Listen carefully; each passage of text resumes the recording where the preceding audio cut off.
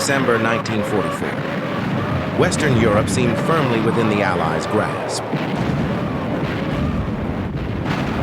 But in the dense fog and snow-covered forests of the Ardennes, Nazi Germany suddenly launched its final counteroffensive.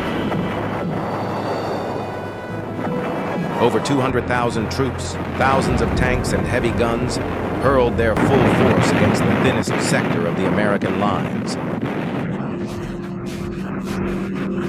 This was the largest battle in the history of the United States Army. In sub-zero cold, many units found themselves encircled, fighting on to the last round. Bastogne, St. Vith, Elsenborn Ridge, names soon to be etched into history. This was the Battle of the Bulge, where war entered its most brutal days.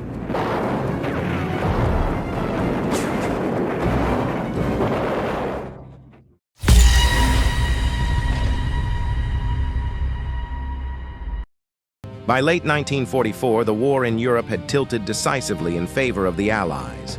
After the Normandy landings in June and the liberation of France, British and American forces had pushed to the western borders of Germany. In August, Paris was freed. By September, several Allied spearheads had already crossed into German territory.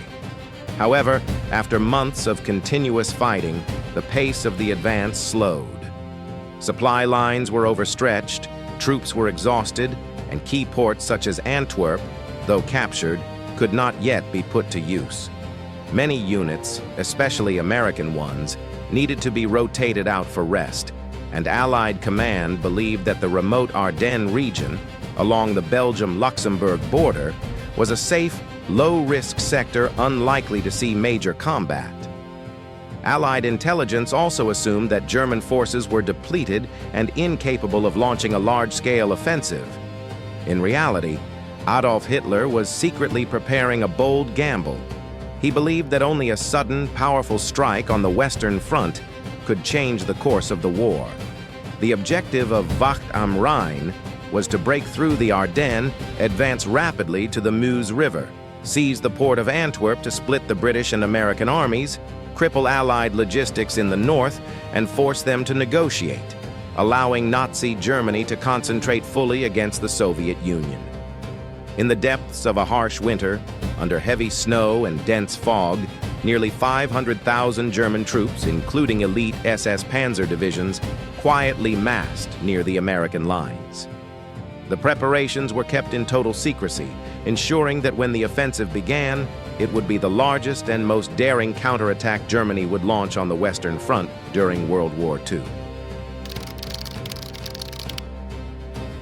At dawn on December 16, 1944, while the Ardennes forest was still shrouded in the frigid darkness of winter, Nazi Germany suddenly unleashed thousands of artillery pieces, marking the start of a bold offensive. At 5:30 a.m., thunderous explosions shattered the silence, pounding American defensive lines along a 130-kilometer front. Immediately after the intense barrage, 3 German armies, totaling about 250,000 troops, launched their assault, striking at the Allies' exposed positions. On the northern flank, the 6th SS Panzer Army under General Sepp Dietrich advanced toward the Meuse River, aiming to cross at WWII and capture Antwerp. In the center, the 5th Panzer Army, led by General Hasso von Manteuffel, targeted key transportation hubs such as Bastogne and St. Vith before pushing on to Brussels. In the south, the 7th Army under General Erich Brandenberger's command was tasked mainly with protecting the southern flank of the main thrust and preventing the U.S. 3rd Army under General Patton from counterattacking from that direction. Germany's goal was to break through the thin American defenses in this rugged, forested region, seize the bridges over the Meuse, and drive straight to Antwerp, splitting the British and American forces and forcing the Allies to negotiate. The plan was kept in absolute secrecy, achieving a devastating surprise. Most U.S. forces in the Ardennes were inexperienced troops or reserve units resting in the sector with low alertness, never expecting Germany to still have the strength for such a massive counterattack, especially in a region the Allies considered safe. Heavy fog and thick winter snow grounded Allied reconnaissance aircraft, allowing Germany to maintain both strategic and tactical surprise. On the very first day, many American outposts were overrun. The Germans employed a deep-thrust, bypass resistance tactic. Panzer spearheads slipping through weak points to push rapidly into the rear, rather than spreading out to eliminate every strong point, cutting off and encircling numerous U.S. units within just 48 hours. On the map, the penetration formed a deep bulge into Allied-held territory, giving the battle its enduring name, the Battle of the Bulge. On the northern flank, Germany's 6th SS Panzer Army committed its most elite units, the 1st SS Panzer Division, Leibstandarte Adolf Hitler, and the 12th SS Panzer Division, Hitlerjugend, under the command of General Joseph Sepp Dietrich. Their objective was to break through the Allied line at the Losheim Gap, a terrain opening on the Belgium-Germany border, and advance to capture the city of Liège. On December 16th, a setback occurred. The parachute battalion of Colonel Friedrich von der Heydte, Operation Stösser, tasked with dropping behind American lines to seize a key crossroads, was scattered by high winds and failed to regroup. Nevertheless, on the ground, the German spearheads initially advanced quickly, overrunning American forward positions. In the village of Lanzerath, a U.S. reconnaissance company fought to the last man, delaying the German vanguard for nearly a full day before being overrun. By December 17th, SS armored spearheads continued to push forward. Special Operations Forces led by Lieutenant Colonel Otto Skorzeny, Operation Greif, also began their mission. About 150 German soldiers, fluent in English and dressed in American uniforms, infiltrated Allied rear areas in captured U.S. vehicles, changing road signs, cutting communication lines, and spreading false information to sow confusion. The chaos grew so severe that American troops began suspecting one another. Even General Omar Bradley, commander of the U.S. 12th Army Group, was stopped at a checkpoint and forced to answer questions about football and actress Betty Grable to prove he was not a disguised German. Although the Germans enjoyed initial surprise, their northern thrust soon met stiff resistance from veteran U.S. units in the rear. The 2nd and 99th Infantry Divisions quickly established a defensive line on Elsenborn Ridge, north of the Ardennes. From December 18th to 19th, in the twin villages of Krinkelt and Rocherath, they fiercely repelled multiple German armored assaults. The heavy fighting slowed the 6th SS Panzer Army's advance, forcing General Dietrich to redirect south. But Elsenborn Ridge remained firmly in American hands. This defensive success was strategically decisive. Holding the northern flank prevented the Germans from widening their breakthrough toward the northwest, denied them access to Liège, and kept them from threatening the left wing of the Allied front. Crucially, it also safeguarded important Allied fuel depots, while many German armored units began running out of fuel after failing to capture enemy supplies as planned. In the central sector of the Ardennes, General Hasso von Manteuffel's 5th Panzer Army struck the area held by the U.S. 8th Corps. Although the terrain here was more difficult, success would open the shortest route to the Meuse River. On December 16th and 17th, German forces pushed through the Ardennes forest, attacking positions of the U.S. 106th Infantry Division on the Schnee-Eifel Plateau. 2 regiments of the division, stationed at Schönberg, were quickly encircled. After 2 days of resistance, more than 6,000 American troops surrendered on December 19th, marking the largest single capture of U.S. soldiers in World War II, second only to the events at Singapore and Bastogne, which involved British and Philippine troops. The collapse of part of the 106th Division opened a major gap in the center, allowing German forces to surge forward. However, they did not advance easily everywhere. Some U.S. units of the 8th Corps fought stubbornly to slow the German advance. In the key road junction town of St. Vith, remnants of the 106th joined with the U.S. 7th Armored Division to form a solid defensive position, holding from December 17th to 21st. This battle delayed von Manteuffel's timetable by about 2 to 3 days, giving the Allies precious time to bring in reinforcements. Although Saint-Vith fell on December 21st, the loss of time had already blunted Germany's initial strategic momentum. On the southern flank, Germany's 7th Army advanced into Luxembourg to protect the left flank of the main thrust.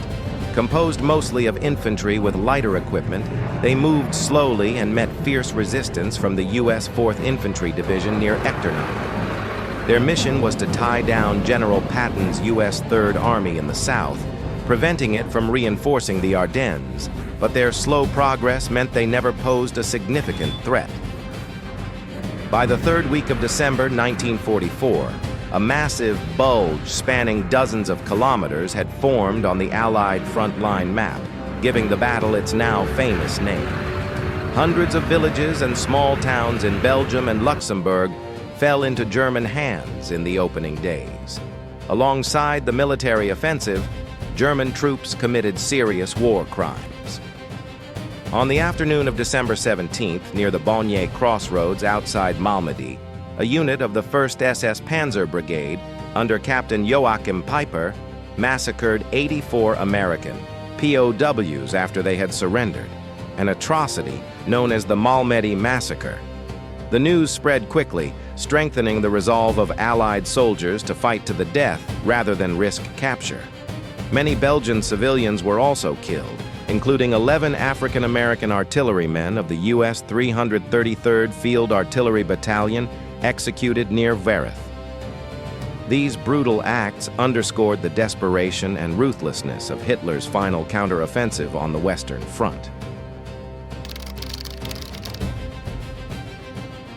From the very start of the Ardennes offensive, Bastogne became a key objective for both sides. The town sat at the center of the Ardennes, where 7 major roads converged, making it one of the most important transportation hubs in the region. The German plan called for capturing Bastogne within the first 2 days, so that their armored units could exploit the road network to push rapidly westward. The Americans, on the other hand, understood that holding Bastogne could seriously hinder the German advance. Before the attack, Bastogne was defended by elements of the U.S. 28th Infantry Division. On December 19th, recognizing the town's strategic importance amid the chaos, Allied command rushed reinforcements. The famed U.S. 101st Airborne Division, Screaming Eagles, and a parachute brigade from the 82nd Airborne Division. Forced to make a rapid march in freezing winter conditions, these elite units arrived just in time, moments before the Germans sealed the encirclement. By December 20th, Bastogne was completely surrounded. More than 12,000 American troops, under Brigadier General Anthony McAuliffe, acting commander of the 101st in General Maxwell Taylor's absence, established a defensive perimeter, turning Bastogne into a fortress in the midst of enemy forces. The Germans, particularly armored formations from the 47th Panzer Corps, launched repeated assaults from the east and north. Inside the pocket, the Americans faced increasingly dire conditions, dwindling medical supplies and food, mounting numbers of wounded with insufficient care, and bitter cold, causing frostbite among the troops. By December 22nd, artillery ammunition was so scarce that each gun could fire only a few shells per day. That same day, German commander Heinrich Freiherr von Lüttwitz sent a formal ultimatum demanding unconditional surrender, threatening total destruction if refused. McAuliffe's reply was a single word: nuts, American slang expressing outright contempt, essentially meaning, go to hell. When the German delegation asked for clarification, the Americans politely explained the insult.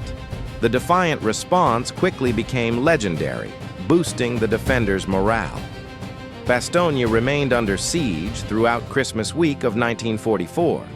The 101st Airborne, supported by elements including the U.S. 10th Armored Division and artillery battalions, maintained a tight defensive ring, repelling multiple German armor thrusts. Dozens of enemy tanks were destroyed on the outskirts.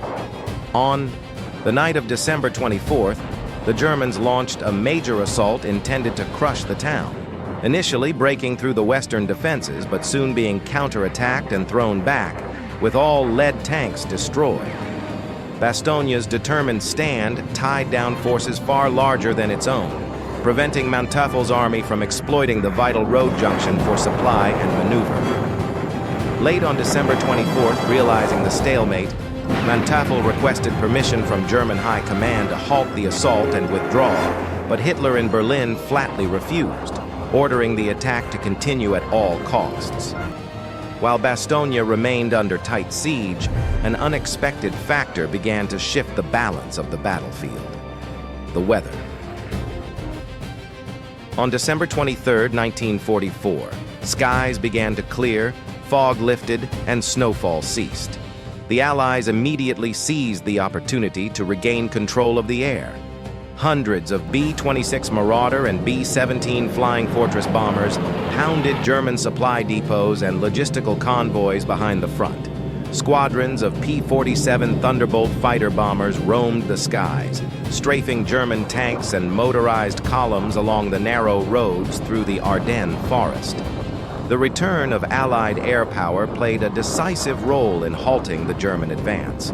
Many armored convoys were destroyed, forced to hide, or left stranded due to fuel shortages and fear of air attacks. At the same time, Allied transport aircraft began massive airdrops to resupply Bastogne. In the final days of December, dozens of C-47 Dakota sorties flew over the encircled town, parachuting hundreds of tons of supplies, food, medicine, blankets, and most critically, ammunition that was worth its weight in gold to the defenders. A team of American doctors and medics even volunteered to accompany glider missions, landing under enemy fire to perform surgeries and treat the wounded in makeshift conditions. The clear skies brought renewed hope to Bastogne. Meanwhile, Allied High Command was urgently preparing a counterstroke. In Verdun, General Dwight D. Eisenhower convened an emergency meeting with senior commanders and decided that General George S. Patton would wheel his U.S. Third Army from Lorraine in the south northward to relieve Bastogne. In the north of the Bulge, Field Marshal Bernard Montgomery, commander of the British-Canadian 21st Army Group, temporarily took over U.S. units in the northern Ardennes, organizing defensive positions and preparing to attack southward. Eisenhower's order was clear: seal off that Bulge. A simultaneous two-pronged assault from north and south to meet in the middle, cutting off German forces deep inside the Ardennes. On the German side, Hitler pushed for one final effort. He ordered the launch of Operation Bodenplatte on the morning of January 1, 1945, a massive Luftwaffe strike aimed at destroying Allied air forces based in the Netherlands and Belgium. Hundreds of German fighters and fighter bombers struck Allied airfields on New Year's Day, destroying or damaging around 465 Allied aircraft on the ground. However, this knockout blow failed to yield lasting results. The Allies replaced their losses within days, while the Luftwaffe lost 277 aircraft and many experienced pilots, men they could no longer replace. That same day, the Germans also launched Operation Nordwind, North Wind, attacking U.S. forces in Alsace in hopes of diverting Allied attention from the Ardennes.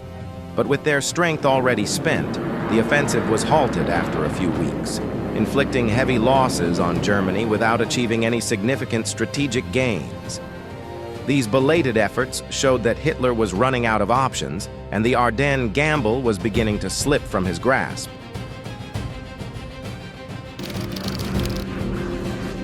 Amid the siege of Bastogne, the clatter of tank tracks thundered from the southern edge of the town. They were not German, but the U.S. 4th Armored Division under General George S. Patton, arriving in time to break the encirclement. At 4:50 p.m., the M4 Sherman tank, numbered D-31 from Company D, 37th Tank Battalion, part of the 4th Armored Division, commanded by Lieutenant Charles Boggess, smashed through roadblocks and entered the village of Assenois on Bastogne's southern edge, linking up with paratroopers of the 101st Airborne. The siege of Bastogne was officially lifted. The defenders erupted with joy at the sight of the relief force. Many wept and embraced comrades who had fought their way through. The vital supply route connecting Bastogne to the Allied lines in the south was reopened, allowing the evacuation of wounded and the influx of much-needed supplies. This event marked a major turning point in the Battle of the Ardennes. From this moment, the Germans lost their strategic advantage, and the Allies regained the initiative. Although the siege was broken, Bastogne still lay on the front lines, and the fighting around it did not cease. The Germans launched furious counterattacks to try to seal the gap once more. From late December into early January, intense battles raged on the town's outskirts. On January 2nd, 1945, the German 506th Heavy Panzer Battalion deployed its formidable Panzer VI King Tiger tanks in an ambush against U.S. 6th Armored Division near Bastogne, destroying 15 Sherman tanks. Yet this effort failed to alter the overall situation.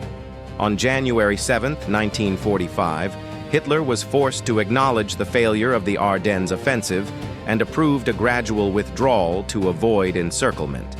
German forces began pulling back from their deepest salients, fighting hard to delay the Allies and protect retreating units. By this time, the Allies had concentrated overwhelming strength to counterattack and close the Ardennes Bulge. From the north, the British-Canadian 21st Army Group under Field Marshal Bernard Montgomery advanced south. From the south, Patton's U.S. 3rd Army pushed north. The plan was for the two forces to meet at the town of Houffalize, at the center of the Bulge, to encircle the remaining German troops. On January 3, 1945, Montgomery ordered the attack as the Germans began pulling back. Harsh winter conditions with deep snow and ice severely slowed the Allied advance, often to barely half a mile per day. It was not until January 16, 1945, that U.S. forces from the south, 11th Armored Division, and British-American forces from the north, U.S. 84th Infantry Division and British reconnaissance units, linked up at Houffalize, officially closing the mouth of the Bulge. Most of the German forces escaped before the encirclement was complete, but they were forced to abandon the majority of their tanks, heavy artillery, and vehicles along the retreat routes. In January 1945, near Wiltz, Luxembourg, soldiers of Company B, 101st Engineer Battalion, U.S. Army, snatched a brief rest after holding their positions through the night in the forest.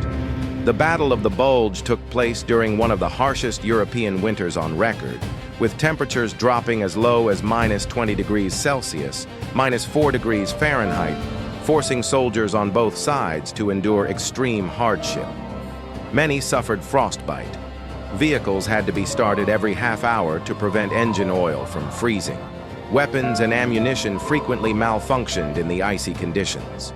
Despite the brutal weather, both the Allies and the Germans were compelled to keep fighting, attacking at all costs in the bitter cold. The freezing temperatures and rugged, forested terrain became a natural enemy as formidable as the opposing army's firepower. After the Ardennes Bulge was closed, Allied forces gradually pushed the Germans back to their original start lines. The German withdrawal was orderly, with rearguard actions at strong points to slow the Allied advance. However, by this stage, the Allies held complete superiority in manpower and air power. By the end of January 1945, the last towns captured by the Germans in their offensive, such as St. Vith and Echternach, were retaken. On January 23rd, St. Vith, which had fallen on December 21st, was recaptured by U.S. forces. On January 25, 1945, Allied High Command officially declared the Ardennes campaign over, with the Western Front restored to nearly the same positions as before December 16, 1944. Hitler's desperate winter counteroffensive had been decisively broken. The Ardennes offensive, or the Battle of the Bulge, is remembered as the bloodiest battle fought by the U.S. Army in World War II. The Allies deployed over 700,000 troops, with American forces suffering around 77,000 to 81,000 casualties, including more than 19,000 killed. The highest U.S. death toll in any single battle of World War II. Germany committed roughly 400,000 troops and lost between 63,000 and 100,000 men, along with most of its remaining tanks, artillery, and aircraft on the Western Front, losses that could not be replaced as its war industry was already on the brink of collapse. The defeat forced Germany's elite armored divisions to retreat hastily behind the Siegfried Line, leaving them incapable of mounting any further large-scale counteroffensive. This desperate winter gamble drained the Wehrmacht's last strategic reserves, destroying hundreds of its most modern tanks and aircraft, and exhausting its finest combat troops, all of which Germany could no longer replenish. As a result, just weeks later, in February 1945, the Soviet Union launched a massive offensive on the Eastern Front, while in March, British and American forces crossed the Rhine and pushed into the German heartland. Less than 4 months after the Ardennes, the war in Europe ended with Nazi Germany's total defeat. For the Allies, this was not only a strategic triumph, but also proof of resilience and unity. Despite being caught off guard, key positions like Bastogne, St. Vith, and Elsenborn Ridge held firm, slowing and ultimately breaking the enemy's main thrust. Coordination among Allied commanders, despite personal frictions, delivered a decisive result. As British Prime Minister Winston Churchill declared, "This was the greatest American battle of the war, a victory that will be remembered as one of the most glorious in U.S. history, flinging open the gates to Germany, ending Hitler's last gamble, and sealing the fate of the Third Reich."